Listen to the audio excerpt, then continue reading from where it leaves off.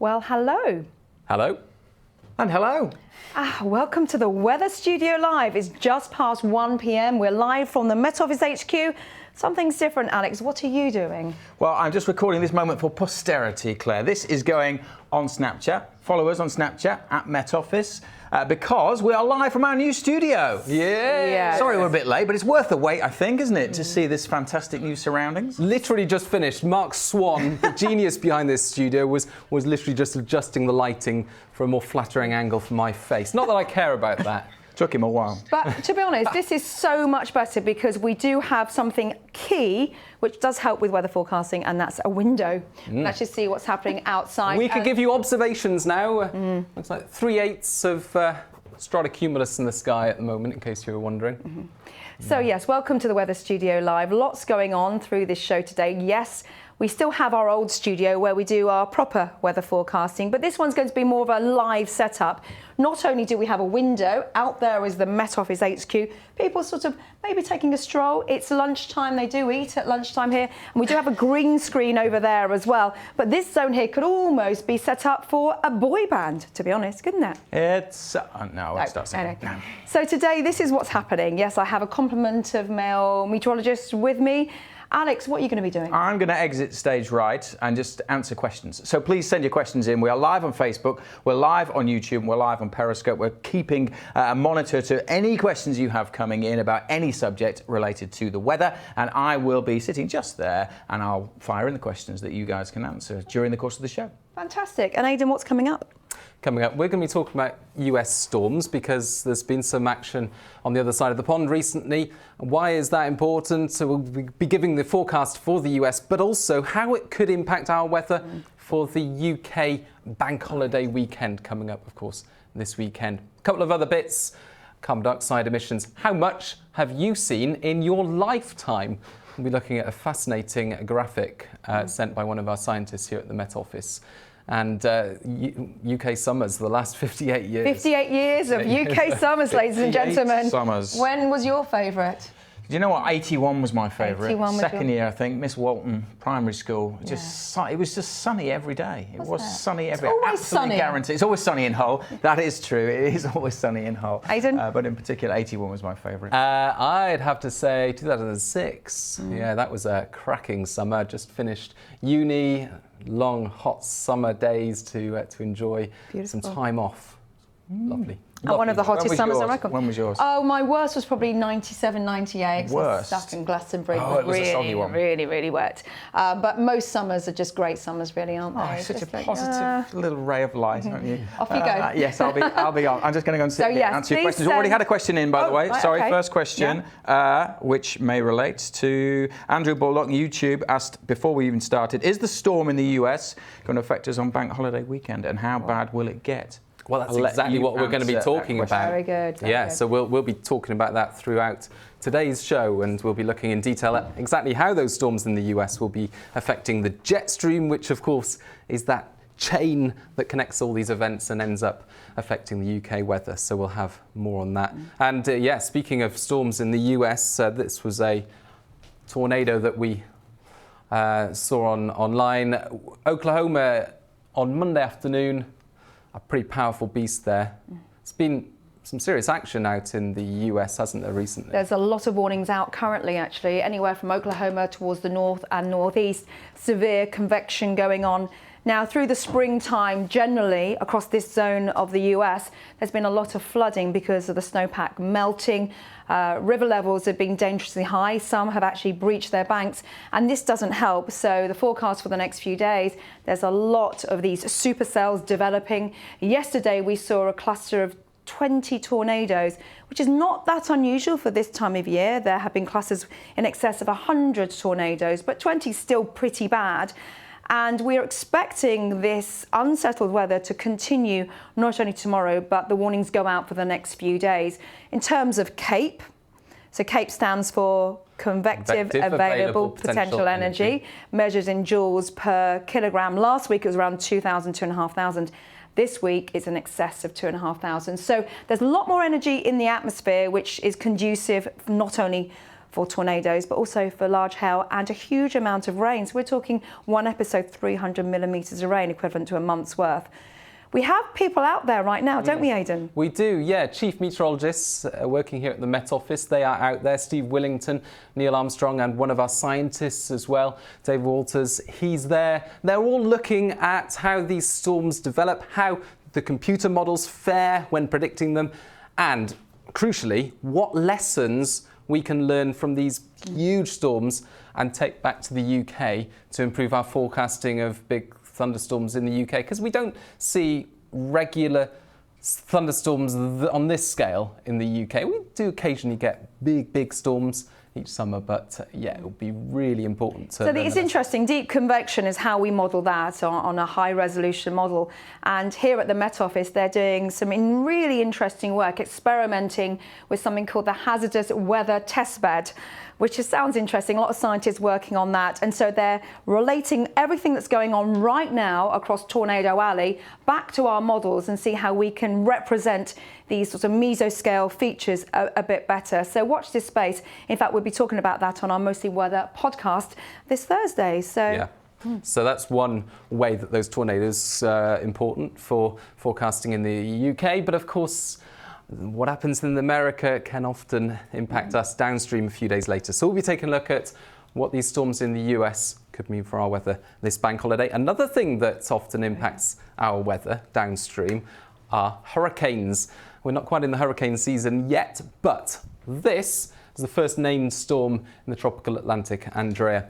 Not expected to cause big impacts, but yeah, just a sign of the hurricane season starting to... So pick up a little bit, but it's been called a subtropical depression, which means it has elements of a cold core depression as well as a tropical core depression. So it's neither one or another, but it could actually hit Bermuda, yeah. Sorry, and bring quite a lot of rainfall to that part. So it's an outlier rather than something which really is going to push it further west, but even so, fascinating. And another one there. Yeah. In the South Atlantic, Jaguar. So the satellite picture capturing 2 there. But yeah, important to keep a track of those as we head into hurricane season, because they can end up messing about with the jet stream essentially and complicating the weather for the UK. So of course, as always, this summer we'll be keeping a close eye on those. Now, I won't ask how old you are, Claire, but this chart here, essentially you can pick out your age. So if I'm about 23-ish. Yeah. Or more like 36 actually. So it tells me here that more than 50%, there's 50% there, CO2 emissions have occurred, or global fossil fuel emissions have occurred in my lifetime. So since I was born, global fossil fuel emissions, more than 50% of what's in our atmosphere, have occurred. Right, okay, that's really interesting. And this is a type of infographic that we see on our Met Office Twitter feed, isn't it? And there's some fascinating information where you can really relate back what's going on with our climate to how it relates to us. This was one of our scientists, Neil Kay, who produces some really interesting graphics. Yeah.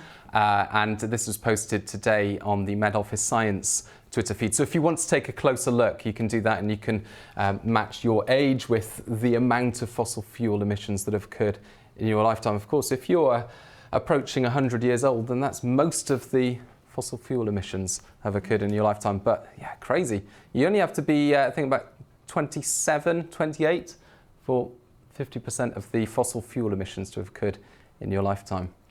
That is really interesting. And actually, talking about that and global warming, last year was an incredibly warm year, wasn't it? We'll talk about the jet stream. Yeah. But, you know, considering it wasn't even an El Nino year, and globally, last year was one of the 5 warmest years on record. So yes, what's going to happen this year? What's happening with our jet stream right now? And if you look back at last year, this time last year, we were talking about the second sizzling bank holiday weekend in a row. It's not quite looking that way for this bank holiday weekend coming up, but it was an extraordinary period of weather from May to July last summer. Unbelievable. Yeah. And I just wanted to pull up this that shows the temperatures across the UK for the last 58 summers. So you can see the decades there. Those are the 60s, 70s, 80s, 90s. into the noughties, and now we're in the 2010s. And the reds indicate where it's been warmer than average, and the blues indicate colder than average. So the real deep reds are really hot summers. Really stand out, don't they? Yeah. And last year's summer was the joint hottest on record. Is that on that? You can just pick it out there. 2018, and it tied in first place with 1976, of course, everyone remembers 1976.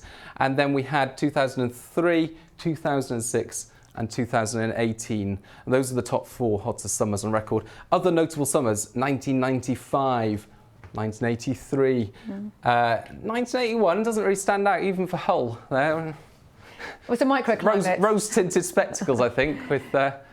But more interestingly, you can see the trend in how our summers have become warmer than average. From the blues and the whites, when the decade I was born, which is around this time here, and then we see an increasing sort of frequency of those deeper reds coming in, particularly over the last 30 years. So more frequent reds, but it also highlights just how changeable our summers are, because of course we are still, whether you have global warming or not, at the mercy of that jet stream, whether it's to the north of the UK, which it was this time last year, or whether it's to the south of the UK. And you can see that with 2 recent summers. This was the second wettest summer on record, 2012. Do you remember that one? Oh, yes. It just didn't stop raining, did Yeah, it? It was, no. a lot of thunderstorms actually that summer, particularly during June and July.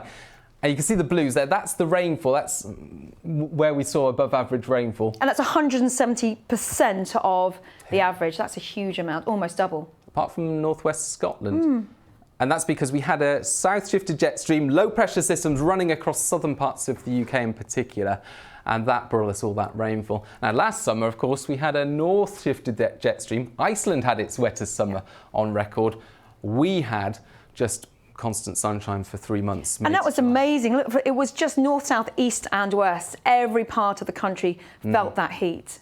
Yeah, extraordinary. So it just shows how much we're at the mercy of that jet stream, which is why we're always banging on about it here at the Met Office, whether it's to the north of the UK, whether it's to the south, how powerful it is as well. That makes a big difference. And so, yeah, we'll be talking a bit more in a moment about the jet stream. Should we bring Alex back in just to see if there's any questions? He's looking a bit lonely over there. By himself. Actually, thinking about it, I think it probably was 83. I was in Mr. Walton's class. It was it was in the second year, so I think it probably was 83. I was thinking of 81 was a good one. I mean, it's all, as I said earlier, it's always sunny in Hull. Lots of really good questions coming in. A lot of people interested in the bank holiday weekend. AVFC. I think it's short for Aston Villa FC. How does the weather look for Wembley on Monday? Because, of course, Villa are playing Derby. Stop crying, Frank Lampard, and all that. Will it be showery on Monday? Well, could be. Yeah, it could be. We'll have more on that in just a moment. People loving the studio on YouTube. Thanks for all that feedback. Why is it so hot in North Yorkshire at the moment? Will it stay or will it go? Wouldn't call it hot. Well, it is. Maybe they've got your North Yorkshire's just always sunny again in Yorkshire. I must go to this. It's warm. The sunshine is very strong at the moment. So any burst of sunshine in Shelton, we've got a light breeze. Yes, it feels really lovely. I mean, I live in Manchester and the weather there has been really warm once the cloud has broken. Excellent question here from Skunk Ape Productions on YouTube. What is a good basic weather station available to put in my garden? Now, I don't know. I'm not sure if you, but it's the kind of thing we should probably research, and we could maybe do another feature on another episode of the Weather Studio. Like that's a really good question. We'll do some research into that. Thank you. And if you are watching this, say not live, you can still send your questions. We'll try and answer them as best we can. But people want to know what the bank holiday weather's doing. That's all. It's a big question, isn't it? It really is. Everyone's got plans, and after the last one, the pressure's on, to be honest. Yeah, well, we had that stunning Easter weekend, didn't we? I can't even remember what the last bank holiday was like. It was a bit wishy-washy, wasn't it? A bit mixed.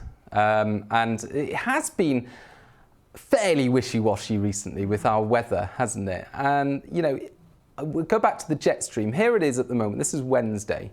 And we mentioned how this time last year it was well to the north of the UK. In 2012, we had an active jet stream running across the south of the UK, very wet summer. At the moment, it's all a bit slack, isn't it? Yeah. And last year we had a real blocking pattern, didn't we? Whereas this year it's been very different in shape. Yeah, it's just kind of been weak and meandering, which ends up in a blocking pattern in some respects on its own, but Yeah, not in the same blocking pattern. Not in the same way, and nothing particularly dramatic. It's all been a bit average and bland. And over the next few days, it will stay that way. Here's the jet stream, or bits of it, to the northeast of Scotland. So yeah, there'll be some showers there, but elsewhere we're in this fairly flat pattern. Rewinding the clock there again to the Tuesday afternoon, and we'll put the pressure lines on and run it forward. So high pressure will be reasonably close to southern parts of Britain. That's just not very nice for northeast Scotland, though, is it? It's that low which just keeps on giving a little bit of rain, stronger winds, more cloud and lower temperatures, like a cold pool, which is not going anywhere very fast at all. Whereas much of the country, once the sun has come out, like Yorkshire, has had some strong sunshine and higher temperatures. Yeah, exactly. And more of that over the next couple of days. Let's just have a look at that jet stream to the west of the UK. Perhaps a sign of things to come heading into the bank holiday weekend. You can see it picking up a bit more power there, but still fairly undulating. So we'll have more on that in a moment. But yeah, a bit more detail over the next couple of days. We've got plenty of sunshine there. North Yorkshire just peering out of the clouds there for some heat this afternoon. Best of the sunshine across the southern half of the country. Scotland seeing some fairly intense downpours and cloudier skies, some quite drab weather for the far north of Scotland. And then those showers just turn into more prolonged wet weather there for central and eastern Scotland overnight. And with that high pressure, it has really kept most weather systems at bay, hasn't it? It's been a real sort of very slow progress, reluctant progress across the country, which means we have been bathed in sunshine, and that's again the case tomorrow, which is not bad at all away from this part here, 22. Yeah, bit cooler on the coasts. There'll be a bit of a sea breeze developing, but inland, yeah, nice strong sunshine for many places, 22, 23 degrees or so. Just a quick peek at Thursday there, and we've still got some showery rain across parts of Scotland. A bit more of a breeze there. You can see the arrows coming down across the far north of Scotland, and some showers in Northern Ireland, but otherwise it's another fine day. Big temperature difference again, low 20s in the south, and a fair bit cooler where we've got that breeze coming from the north across the north of Scotland, and this is Friday. So Friday looks a little bit more cloudy, perhaps a few more showers further south and east. Yeah, exactly. Still some sunshine though coming through, allowing temperatures to rise to 20 degrees or so. So yeah, stuff happening out there. Some cloud and rain and wind brewing in the Atlantic. Will it come our way for the bank holiday weekend? It's a pressure. Any more questions? Lots coming in about funnel clouds and tornadoes, because we've obviously seen some in the United States recently. Been seeing a lot of funnel clouds in the UK. Are there any more than usual? Well, I don't think we've seen any more than usual. We just tend to get them more at this time of year because April showers, and that's where they come from, showers and thunderstorms. So you tend to get them more in the sort of spring and early summertime. So no more than usual. How many do we get each year? Is it 30 to 40? It really does vary, of course. On average, I think it's 32, 33. Yeah, it's something like that, but it really varies year on year. I remember, and the most common month, I think, statistically is November, just because 1 November, about 10 years ago, we had like one day where there was over 100, so it's kind of skewed the averages. But yes, it does vary year on year. It seems perhaps that people are seeing more tornadoes and funnel clouds in the UK, but I think that's because people have phones now, are able to capture them more easily. So well, remember that one in Blackpool the other day? Yeah. That was just last week, wasn't it?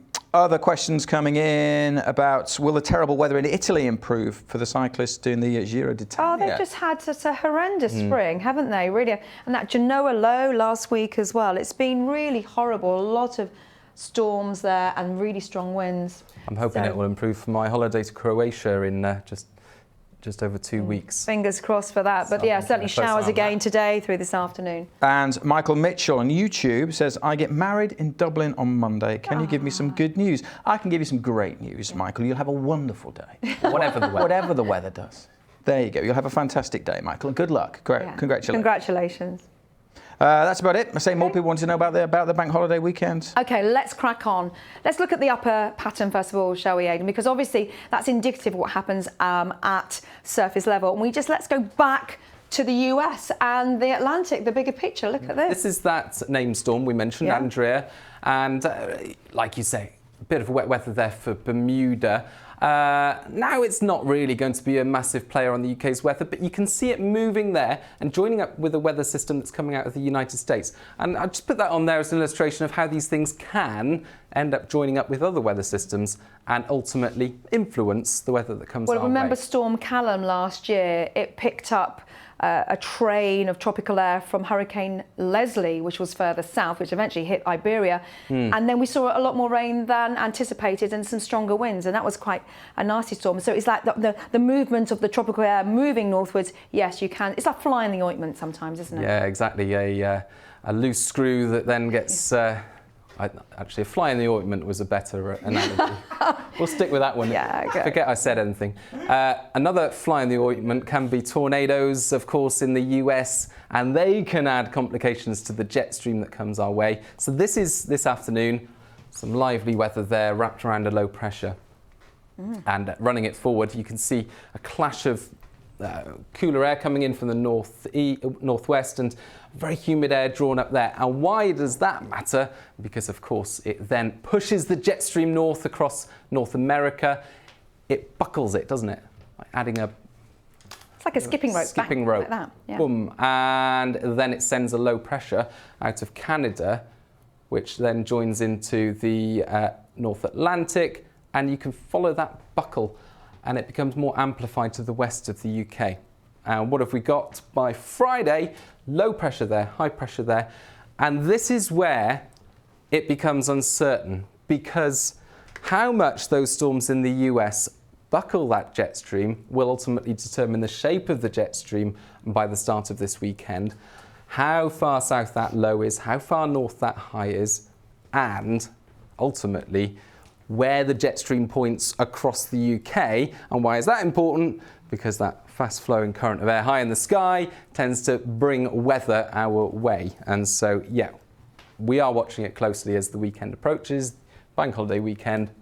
But here is roughly our best estimate of what we expect for the start of this weekend. So this is Friday night. Jet stream, bit more action there coming out of the Atlantic. And this is Saturday, so it's starting to point our way, isn't it? Still got that ridge coming up from the south, which obviously does have no influence of any weather systems coming in. So perhaps the far north and northwest seeing more active weather. And by Sunday, the jet stream looking like it's pointing more in a straight line across more the UK. zonal, isn't it? Yeah, so it's starting to move things in from the Atlantic. We call this a more mobile setup. Things start to move across the UK rather than becoming stuck in a rut. And this is putting the weather on for Saturday. And so, yeah, most places looking decent. Not bad. On the face of it. It's not bad. It's not. No. Eastern Scotland, England, Wales, sunshine at first, bit more cloud coming into the west. And then some showers, Northern Ireland, Western Scotland, or even more prolonged rain at times. Now, fast forwarding to Sunday, and that rain then topples across the country and just becomes showery. So Sunday, I suspect many places will end up with a shower. Yeah, but also some sunshine in between. Yeah, and at this time of year, it feels really pleasant nice in that sunshine. So Saturday and Sunday, again, looking a little bit wishy-washy. In terms of where we get these outbreaks of rain and the showers and the timing of them, well, that will all depend on the shape of the jet stream. And that, of course, depends on how much it is buckled by those severe storms over the US. And, of course, all of this has consequences on the feel of things outside, how warm it will feel. This is running it through again, so Saturday into Sunday. And the general trend, isn't it, is for the warmer air to sink away to the south. And you can see some cooler colours there, awaiting to the west of the UK, to the north of that jet stream for the end of the weekend. And so the indication is that for Bank Holiday Monday, it will be a little bit cooler. And what we're looking at here, we are looking at low pressure to the northwest of the UK and two different graphics indicating two likely scenarios for Bank Holiday Monday. So once we get to beyond about day 5 or something, we talk about probabilities, right? And what we've got here is 45% probability that this will happen on Bank Holiday Monday and 33% probability. So not too far from each other. And actually, they're roughly similar, these two graphics. They show low pressure to the northwest of the UK on both of them, and a bit more of a northwesterly breeze. So it's going to start to feel cooler, and there'll be some showers. Yeah.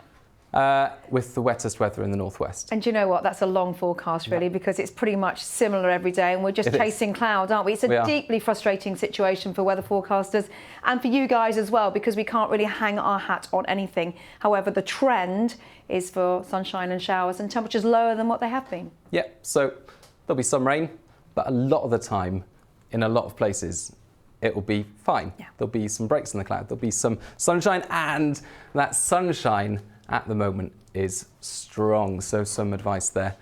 At the moment, what are we looking at? About a month away from the highest solar radiation. In fact, a month, 21st of June. So you could probably equate that to mid to late July in terms of the strength of the sunshine. So although we get temperatures in the low 20s and it might not feel hot, you can still burn. You can still burn. UV levels are likely to be cloud. moderate to high, depending where you are, and you still can burn when it's cloudy outside. Yeah. Some of those rays still get through. And there's just some advice there. Moderate to high UV levels. You can find the UV forecast on the Met Office website. Yeah, get that sun cream on. Very important, particularly on the kids. Fantastic. Now, Alex, please come in for the finale to our first denouement. There's a lot of love for our new studio on social media. Thank you for all your questions. Thanks for all the feedback. Keep that coming in, as I say, even if you're watching this after the show has gone live. Quite a few questions about next week, because, of course, it's half term. People flying away, Spain, and on that graphic there, Spain looked pretty good, actually, next week. If you go in there, Jeff Murphy on Facebook. But if you're in the UK and it's half term next week, then watch the 10-day trend, which Aidan will be doing tomorrow. That will be on YouTube and on Facebook. That will give a longer range forecast into next week if you are off, or if you're not off as well. Mel MC on Facebook: I have a bouncy castle booked for my garden in Belfast on Saturday. Will it be a washout? I think we're all coming round, Mel, for a bouncy castle on Saturday. That sounds a lot of fun. Will it be a washout? Well, as we've just discussed, unlikely, but there could be some showers around. Just keep up to date. That's the very latest. We're talking about wishy-washy weather, but it's very standard this time of year, isn't it? You get to the spring, early part of summer, the weather patterns become quite flabby, as we say. There's no really strong signals. It's quite frustrating for us. A really good question actually earlier from Chris A. How can rain on the weather radar in such a small area geographically be moving north in one area and south in another? Now, I think this is because you've got showers and you've got very slack flow, so there's no really strong wind. So actually the showers are kind of generating themselves. And the radar doesn't always show actually which way they're moving, because it just picks up on a stronger bit of rain in another part of the shower. It can be developing, and actually it picks up on a little bit, and then it picks up on another bit behind it. So the radar can be confusing, really, and the showers can actually be self-generated. And there are local effects as well, depending on topography and wind direction when it comes to like sea breezes.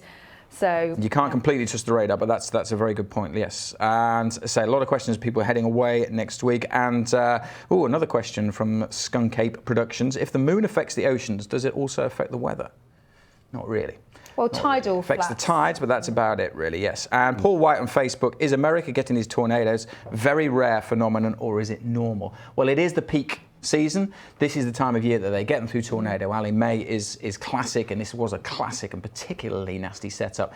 Classic setup because of the geography: warm air coming up from the Gulf of Mexico, and then cooler air coming over the Rockies at a higher altitude. So you've got this combination of warm air at the surface and then cooler air coming over the top of it, and it makes it very unstable because the warm air wants to rise, and because it's cooler air above it, it does rise, and it rises rapidly, and it generates these huge storms. And then troughs coming through from the west, coming on, a little bit extra spin, you've got, boom, you've got these severe storms. And a question earlier about Swansea and funnel clouds. How do you know when you're going to get a funnel cloud or a tornado in Swansea? Well, basically the sky will turn very black indeed, and keep your eyes peeled.